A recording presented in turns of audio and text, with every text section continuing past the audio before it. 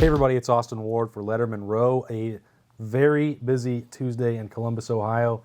No reason to even dance around it. The Big Ten champions clinched that on Saturday night, but now they are looking for a new head coach. Well, guess what? They already found him. Urban Meyer has retired. Ryan Day is the next head coach of the Buckeyes. He will take over officially after the Rose Bowl. That will be Urban Meyer's last game. A truly remarkable run in Columbus over 7 years. Zach Boren was a part of it. He's right here talking with us here on Lettermen Live, brought to you by Byers Auto. Down there is Jeremy Birmingham. We spent the last about hour and a half listening to Gene Smith and new future head coach Ryan Day and Urban Meyer talk about his retirement. Zach, just to start with you, you played for Urban Meyer. You were hailed as one of the leaders of that undefeated team, his first one in Columbus. Just wonder your first reaction this morning when you saw that news. I was a little shocked. I'm gonna be honest. I talked to him a couple weeks ago. I was at practice. Obviously, I knew families. I know family's very important to him. I know he was dealing with some health issues. We all know that. We talked about it all season long. But I still thought he had some years left. Honestly, though, I am so happy for him. After I got over, being a little shocked this morning, I realized that what else could he have possibly done here? He has beaten Michigan 7 times. He has won numerous Big Ten championships, went to the playoff twice, won a national championship, had an undefeated season. I mean, what he's done at Ohio State may be the greatest tenure we've ever seen from an Ohio State football coach. And what people have brought up all day, which I didn't even realize, he's the first coach in a long time to walk away from Ohio State on his own. It's almost impossible to do that.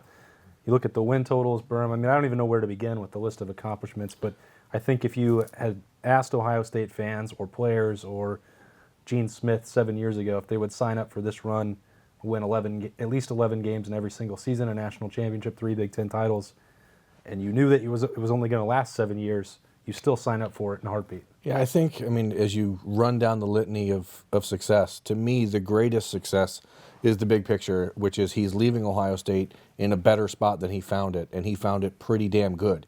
And, when you're a guy like Urban Meyer, and he talked about it at his press conference, which I thought was the most enlightening part, is he wanted to be a CEO. He wanted to be a guy that didn't have to be involved in every aspect of the program recently, and noticed that things were slipping away, and so that forced I don't think it was that he wanted to be a CEO. He was needing to be. He was trying to be to protect himself. And that wasn't going to work. And I think that was really enlightening, and I think very enlightened on his part to realize I can't be the coach I need to be and succeed the way I am used to succeeding and the way that I want to succeed and the way Ohio State fans expect me to succeed. And to me, that was the biggest thing, is that he received so much flack when he left Florida for the condition of the program. And Buckeye fans are never going to be able to look back at Urban Meyer and be like, oh, well, he left it in a bad place, because the reason that this happens today and not in a year when there has been discussion about how many more years could he plug it in, but because he knew that this was the right time based on where everything was with the program. Yeah, it's interesting because he could have done it any number of different ways, and we've talked about this before, Berm, that you now have this Bob Stoops model where he went through and signed all the players and went into the summer and made sure that Lincoln Riley was his successor. He has his own past at Florida where he resigned, came back in a position, wanted to take some time off, came back in. There are lots of different ways to do it, but I think that, and you can speak to this more accurately than I can, when you look at the recruiting calendar and the way the rules have changed, you don't want to go through early signing period, the first week of February, and then make that decision where then everyone comes back and criticizes Urban Meyer for not being honest when it was clear that the health issues were probably going to force this outcome. Yeah. And I'm going to go there real quick to what everyone's saying. He's as truthful as it gets. He is a guy that even when it comes to a media standpoint, he's going to tell you it's either black or white. Sometimes he gives you too much information and tells you the bad stuff, right, when he really shouldn't. Well, that's the stuff we want. Right, but the complete opposite of Tress back in the day, right? Coach Meyer is as stand-up and as honest as it gets. And what he did it the right way. And everyone wants to go back to the Zach Smith stuff earlier in the year. I'm telling you, he was honest throughout the entire thing. He did it the right way. I'm not saying that whole situation was right, because it wasn't, right? I'm not defending that. What I'm saying is the way that investigation developed, the answers that he gave to the people who were interrogating him, essentially, he was given the honest answers. And the way that everything went down on him getting a suspension was completely wrong, and in my mind, kind of shortened his career here at Ohio State. Today was the first time, Berm, that he's publicly acknowledged that irritated him to that level, that it may have affected his relationship. I believe as much today as I did 5 weeks ago in his office that it is not why he's retiring. And this is a little bit to your point, Zach, that I'm arguing that. I don't know that it shortened it because the health concerns were so severe. I think that's first and foremost the primary reason. If it hurts to blow a whistle, now you are right. There is anger there, and that may have amplified some of the symptoms perhaps. But I don't know that he had 4 to 5 years. I really don't. That's just me. You know him as well as anybody in the world too, so reasonable minds can disagree on that. But if you can't blow a whistle, these are the things that stick in my mind from that day that weren't necessarily reported 5 weeks ago. He was watching 13 hours of film. Well, your brain hurts. You can't do that. That's what he's done throughout his whole career. Blowing a whistle, yelling at a player. I remember the training days thing where he pounded the rings on the table. Like, he's the most intense guy in the world, and intensity is triggering the pain in his brain. Those things don't work together. They don't mesh. So to me, this was the only outcome. The only thing that was uncertain for me was if they were going to move forward with Ryan Day and the continuity, or if they would want to wait and interview Matt Campbell, or talk to Luke Fickell, or call Bob Stoops, whoever else. I mean, this is the Cadillac job in college football that's open.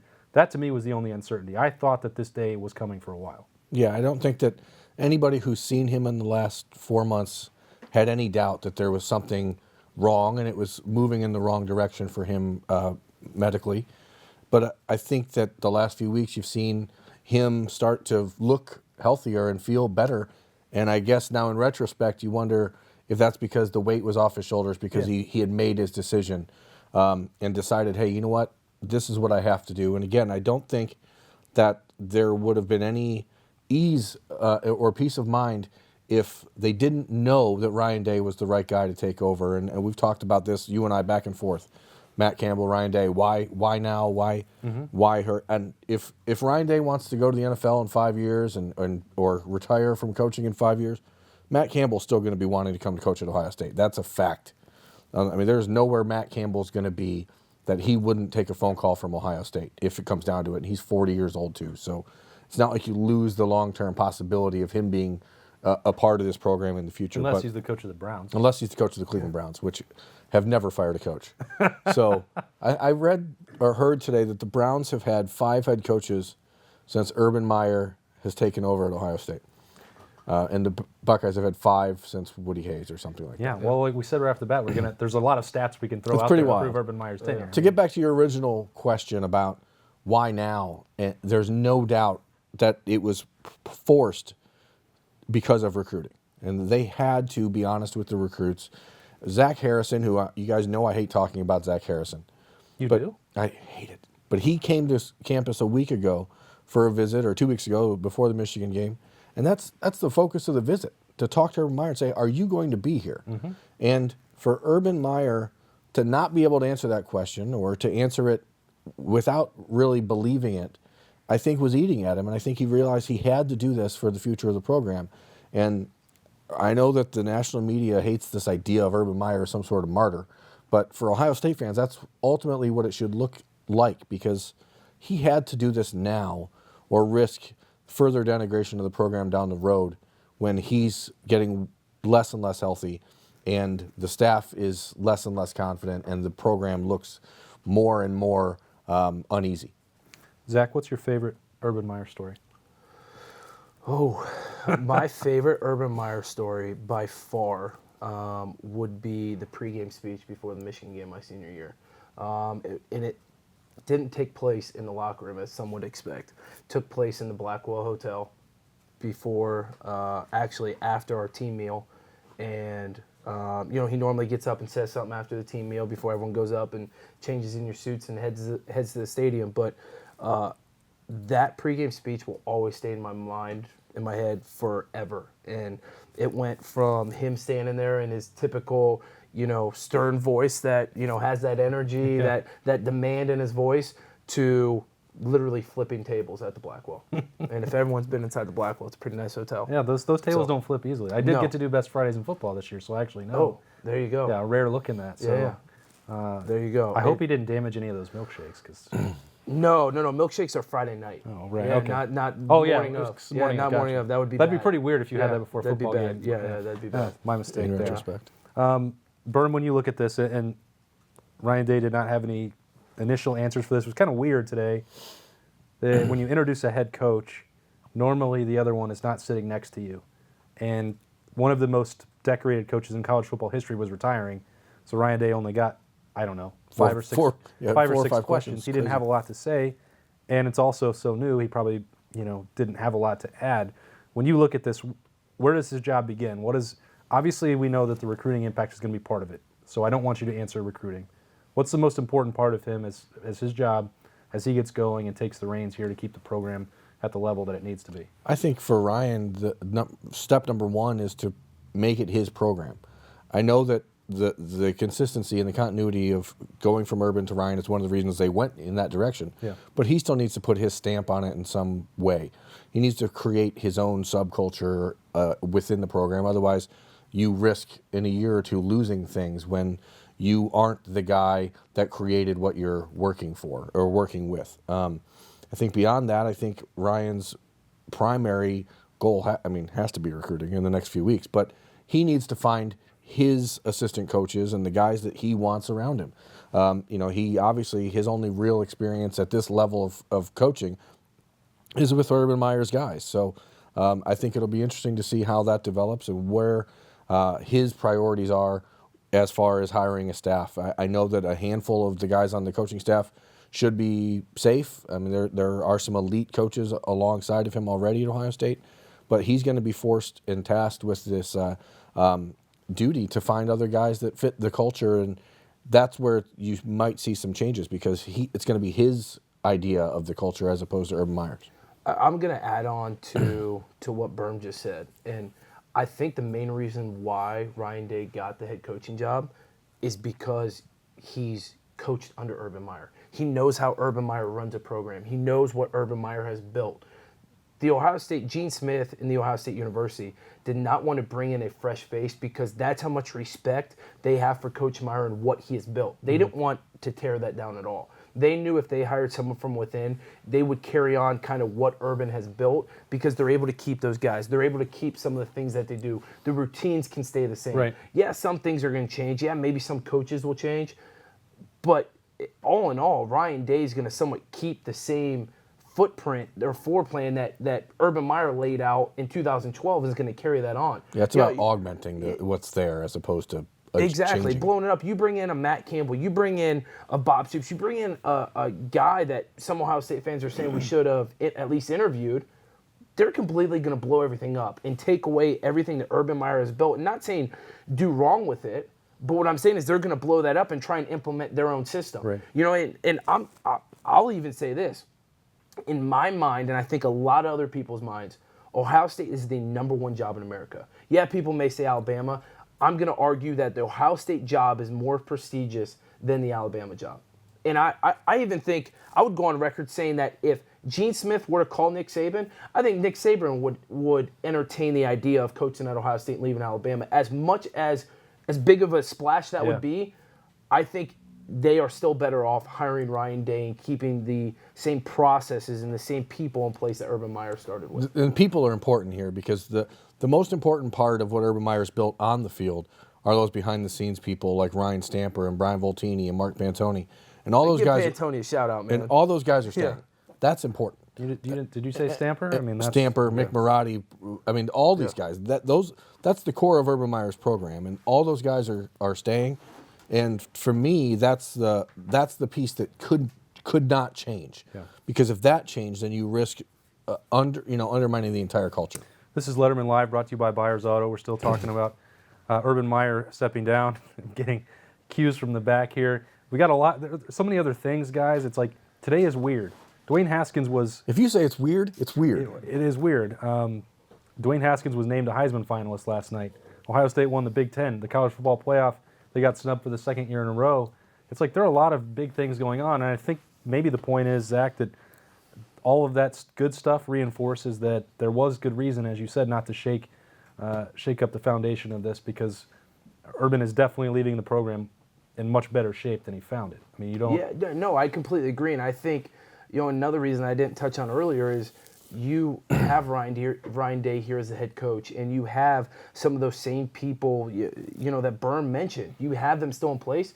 It kind of gives Urban Meyer still a little bit of say, right? I guarantee you Ryan Day is going to take this job and use Urban Meyer as a mentor and say, hey, still going to keep him somewhat involved with the program. Obviously not to that extent because Ryan Day is going to want to have full say or whatever, but I guarantee you phone calls are going to be made. I guarantee you questions are going to be asked as Ryan Day goes throughout the next year and the years to come in his journey. In the last few years, we've seen John Cooper and Earl Bruce around the WAC just as much as we've seen Urban Meyer. So I don't know if he's going to take on that kind of role in Ryan Day's future, but he's going to be around, and he made it a point today to say that over and over. Yeah, I think there's a limit to that. I mean, it does work in Ohio State's favor that Nikki and Gigi and Nate is just down the road in Cincinnati, and the grandkids are going to be here, and Corey Dennis is on staff.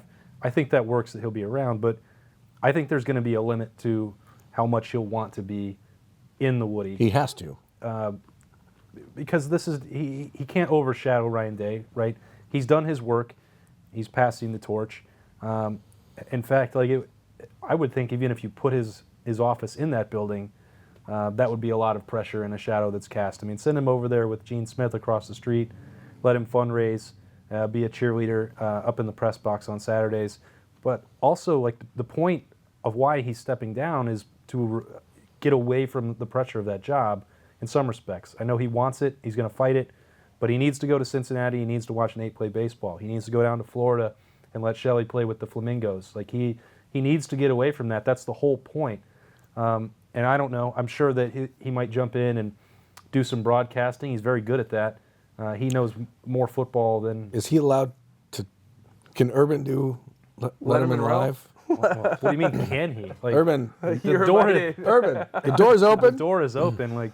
That's obviously the biggest fish that we would ever hook to appear on here and do a Buckeye Q. That's bigger than you and I and all of us combined, Berm. That's a lot of Twitter followers. I mean, my goodness. But we'll get Zach on that. I mean, Zach's connection. Zach, you also, I think a couple weeks ago, Ryan Day was not on staff when you were a player, and you aren't at the Woody every single day, but you did get a chance to meet him, I think, for the first time a couple weeks ago. Yeah, I've met Ryan Day a couple times. I would say a couple weeks ago when I went to practice. This was the first time I had an extended conversation with him. And the one thing that jumped out at me is he understands Ohio State. He didn't go here, didn't grow up here, but he understands what Ohio State football is about. He understands the message that Urban Meyer was giving throughout the time that Urban coached. And he knows how much the Michigan game means. He knows how much the tradition means to people here in Columbus. And he also knows how big the alumni base is throughout the United States. And trust me, if I would have thought Ryan Day had grown up here, has been coaching here for years, I mean, he had just as much knowledge as a guy like Luke Fickell would have. You know how I know that you've been out of the game for too long doing this with me? What's that? Because you just said Michigan. You didn't even bat an eye. I mean, come on. You're a pro. Yeah. Pro's pro, right? That's how I know that you're with us now. Yeah, man. It's Michigan, right? Ryan Day, to me, and I've been sort of championing him for a while now as the next guy at Ohio State. For the next 20 years is what you told me in the summer. That's true. I told Austin this past summer that Ryan down. Day will be the next head coach at Ohio State for 20 years. So there we go. His Gift this, please. his contract is for 5 years. Needed a burn prediction. I made sure it got out there. Of course. 1/4 of the way there. Obviously, he may not be here for 20 years, but I was very convinced. Well, nobody coaches at Ohio State for 20 years. Well, why did you have tell to be me a that he robot? was then? I mean, I have a tendency to, embellish. Interesting. The reality is that he is a genuine person.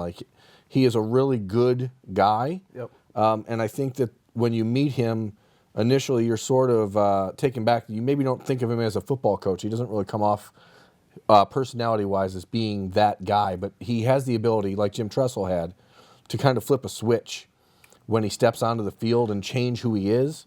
And I think that's a really important aspect of what he needs to be for Ohio State, because he has to be the stabilizing force in a very tumultuous time. And I think his ability off the field as a dad, as a father, as a husband, the way that he is just as a genuine person will go a long way towards endearing himself to an Ohio State community and fan base that wants Ohioans and people with Buckeye backgrounds to be the head coach at Ohio State. It's funny you bring that up because I think for so long we've talked about how younger coaches are relating better to players, right?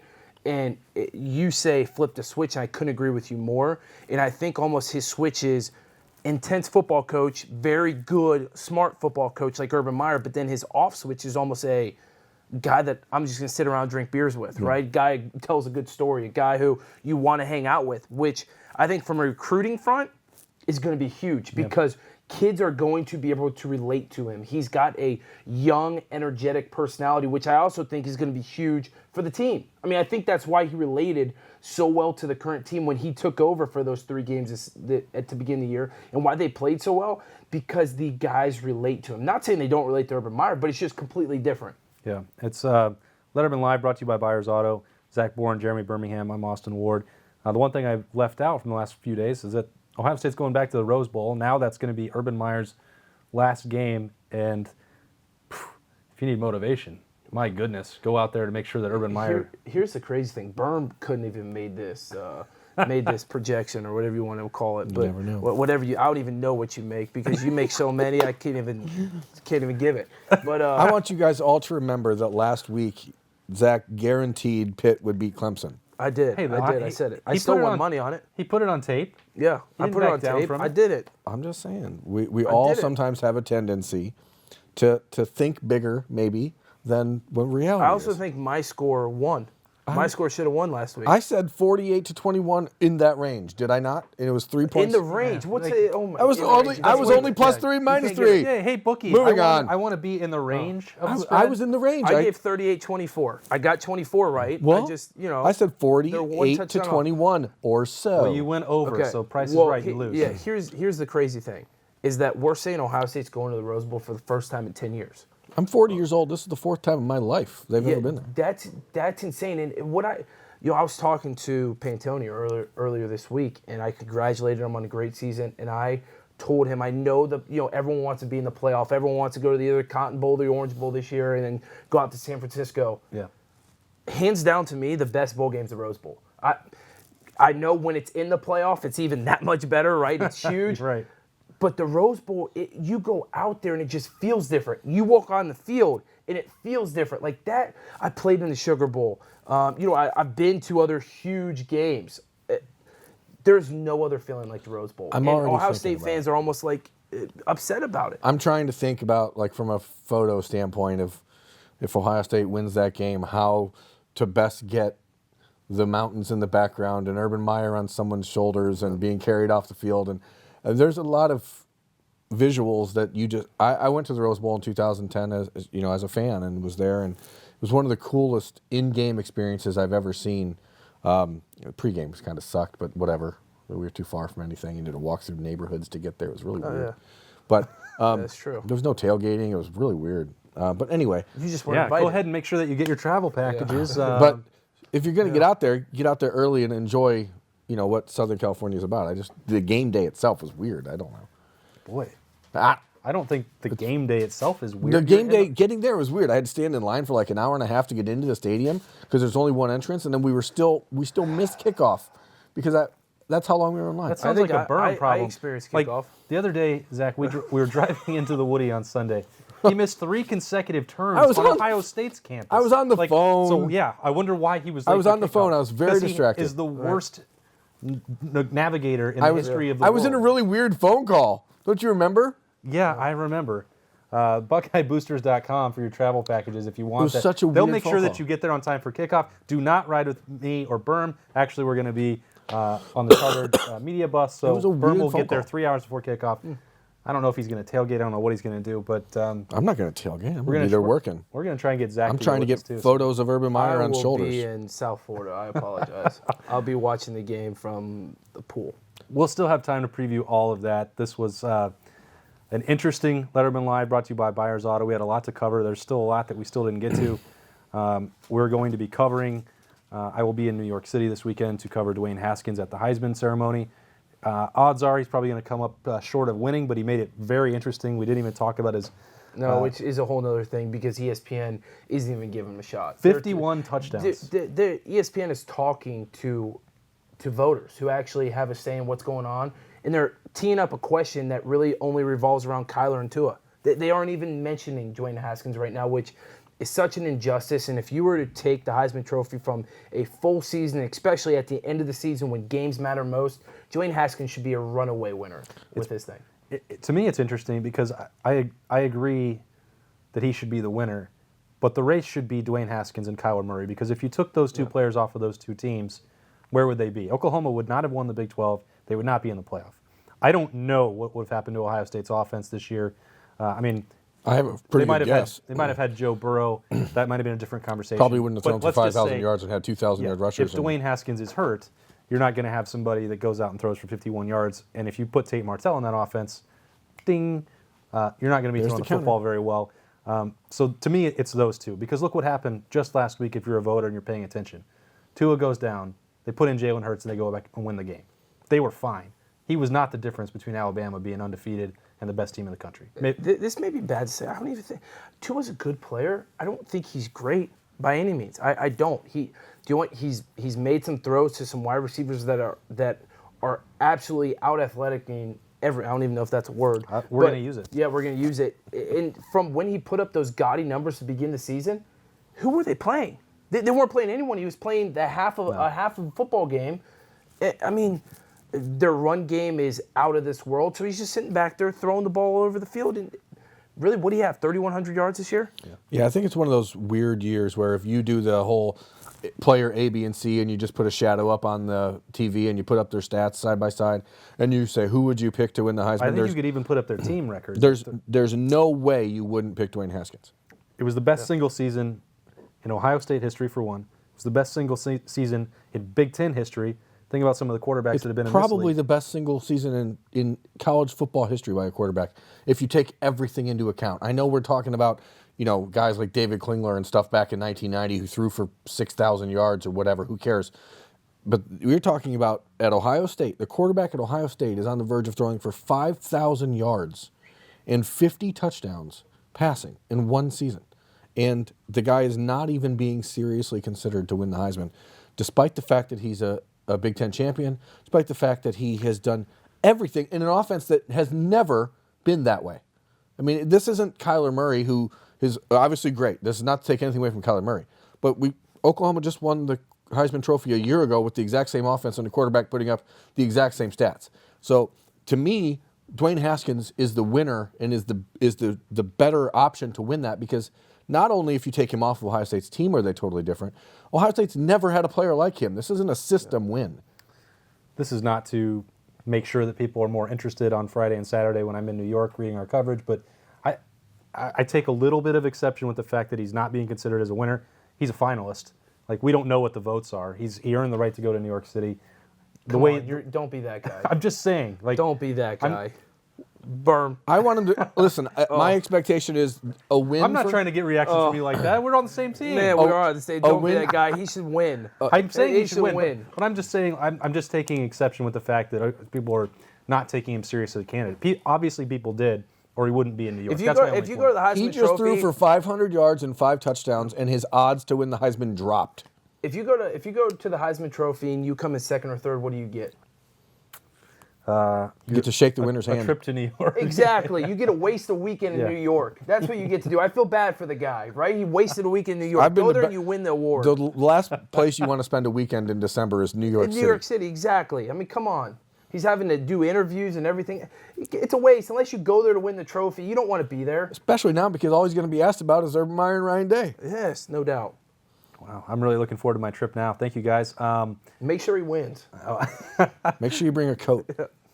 These are great tips, great advice. I will keep all of that It's in cold in New York, Nick. We also live in Ohio, Berm. Well, we do. This has been Lettermen Live, brought to you by Byers Auto. A very busy day. Thanks to Jeremy Birmingham for coming down, hanging out with us.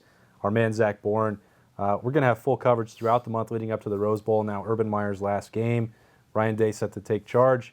The program's still in good hands, but we'll break all that down moving forward. Tons of coverage at lettermenrow.com. Thanks for joining us here. We'll see you next time.